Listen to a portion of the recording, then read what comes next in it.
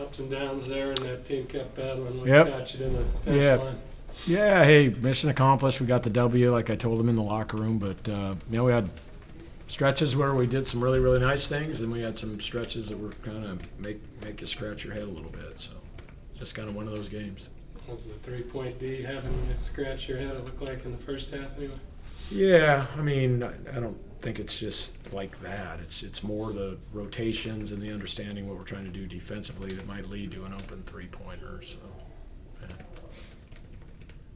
Good to see Benny get back on Yep. track with the three ball, especially too. Yeah. There was, it was nice to see him get going. It was nice to see Graham get going. I mean, that's a huge line, especially I thought he really got going on the glass in the second half. And we got the flu kind of running through us. And there's several guys that played tonight that weren't feeling great. They had the same thing, so it's just kind of one of those games. That been with you for a few weeks too. Not the actual flu, but yeah. But I mean, this one seems to be a little bit stronger, knocking some guys down. Be pretty optimistic for Mike to be able to play on in June to be available by Saturday. I have no idea, Theo. We just got it today, so we'll deal with that on Saturday. Any more for Coach? Coach, they were really harassing Graham Ike down low. I mean, they just sent him to the line so many times, it seemed like. Yep. When you guys play on Saturday against Washington State, they have a lot of length. Is it one of those things where it's like you expect that from the Cougs too, to do that to Graham Ike?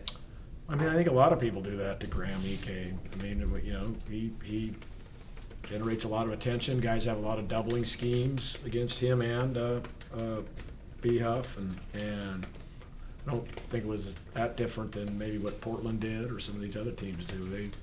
They're good players. They're hard to guard one-on-one, so they create double teams, and that's why it makes it important our guys on the perimeter are shot ready, and it's going to create open shots. But I also thought we did a good job. We were kind of that had us a little stagnant in the first half, and then we spread out and just kind of let the guards start kind of driving and kicking, and thought that gave us a little different look in the second half. What did you see out of Greg's performance being 3 for 3 from deep and 9 for 12 from the field? Real efficient night for him. Who's that? Oh, with Big Oh, Greg. yeah. No, hey, look, even his misses during this stretch have been, popcorning out and close. So for the most part, so both him and Mike, look, they just need to shoot their ways out of it, And I think he's done that. I think Mike did a good job of just flying around and making some plays to get the ball to go in. So, we need him. And Ben had to play a lot of extra minutes tonight, so I think that was, taxing on him. And these guys were spreading him out, and he was chasing a lot of little guys around, or perimeter guys. So that was a challenge. But I think he contributed like he normally does in all sorts of ways with his leadership, his hustle, his toughness, his offensive rebounding, all of that. Sure, you'll start watching more film of WSU tonight or tomorrow, but just what about the job David's done there with the pretty short-handed roster? Yeah, he's done amazing job, and they play so they're kind of fearless. They're very, very physical. They're smart. They play like a really old team, and they look like they've played together a long time. So he's done a good job putting them, in a system where that kind of accentuates that, and they can really. It looks like watching them, they really frustrate some of the teams that they play. So we're going to have to be physically tough and mentally tough. But he's done a wonderful job. Mark, you were just down there before the fires hit down in LA. A couple times. You check on your USA basketball guys, or any? I don't think it's around. Coaching they're not. Ty's They're not not in there. around any of that stuff, but I know Steve grew up in Palisades, so and some of the other guys who helped us, Chip England, who helped us this summer or both summers, he grew up in Palisades, so. Yeah, and then on the drive up, you guys made the drive up on the PCH, all those landmark restaurants and houses and everything you see all the way up there. I just can't even fathom so close to the ocean they could burn like that.